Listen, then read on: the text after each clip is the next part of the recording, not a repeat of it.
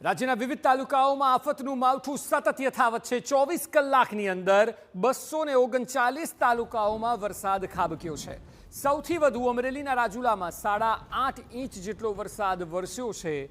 એ સિવાય ભાવનગરના મહુવામાં 7.24 ઇંચ જેટલો વરસાદ વરસ્યો। એટલે સૌથી વધુ ગઈકાલે પણ રાજુલામાં હતો અને ત્યારબાદ મહુવામાં હતો, જે સિલસિલો 24 કલાક બાદ પણ અત્યારે યથાવત જોવા મળી રહ્યો છે। ત્યારબાદ જો વાત કરવામાં આવે ગીર સોમનાથ જિલ્લાની, તો ગીર સોમનાથમાં સૂત્રાપાડામાં 6.85 ઇંચ જેટલો વરસાદ નોંધાયો છે અને એ સિવાય ઉના તથા ગળતેશ્વરમાં 5.55 ઇંચ વરસાદ ખાબક્યો છે। રાજ્યના કુલ 15 તાલુકા એવા છે કે જ્યાં 4 ઇંચથી વધુ વરસાદ નોંધાયો છે અને ઠેર ઠેર પાણી ભરાયા છે, તો 56 તાલુકાઓ એવા છે કે જ્યાં 2 ઇંચથી વધુ વરસાદ વરસ્યો છે।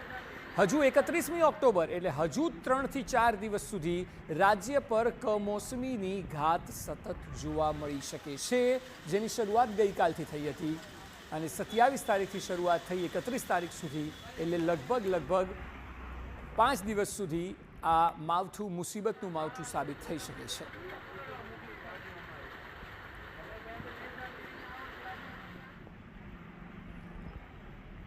તો અલગ તાલુકાઓમાં જિલ્લાઓમાં ભરપૂર વરસાદ છે, તેમાં સૌરાષ્ટ્ર સૌથી વધુ પ્રભાવિત છે। ત્યારબાદ દક્ષિણ અને ઉત્તર ગુજરાતમાં પણ વરસાદ છે।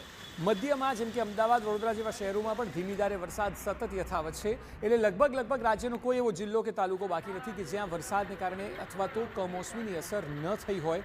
કાં તો વાદળછાયું વાતાવરણ છે, વાદળછાયું વાતાવરણ અને પવન છે, સાથે વરસાદ પણ છે। એટલે રાજ્યભરની સ્થિતિ આ પ્રકારે જોવા મળી રહી છે અને ટીવી સ્ક્રીન પર જે દ્રશ્યો છે તેમાં જુઓ, જ્યાં પાણી ભરાયા છે તે પાણી ઓક્ટોબર મહિનામાં તો અકલ્પનીય છે।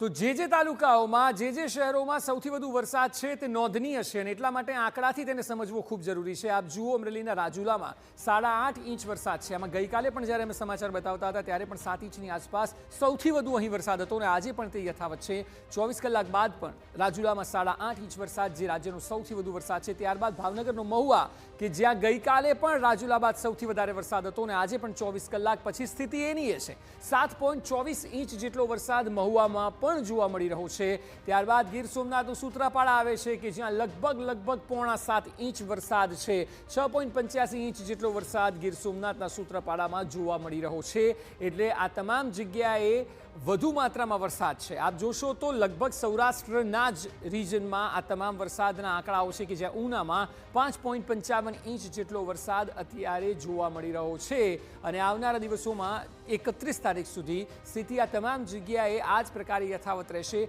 તેવું સ્પષ્ટ લાગી રહ્યું છે, કારણ કે અરબી સમુદ્રમાં ડિપ્રેશન સર્જાયું છે અને તેને કારણે ગુજરાતમાં દરિયાકાંઠા વિસ્તારોમાં આપ જોશો તો પોરબંદરથી લઈને અલગ જગ્યાએ દ્વારકા સુધી વરસાદ જોવા મળી રહ્યો છે અને ત્યાં આવનારા 3 થી 4 દિવસ સુધી વધુ વરસાદ રહેશે। ગળતેશ્વરમાં પણ 5.55 ઇંચ જેટલો વરસાદ છે।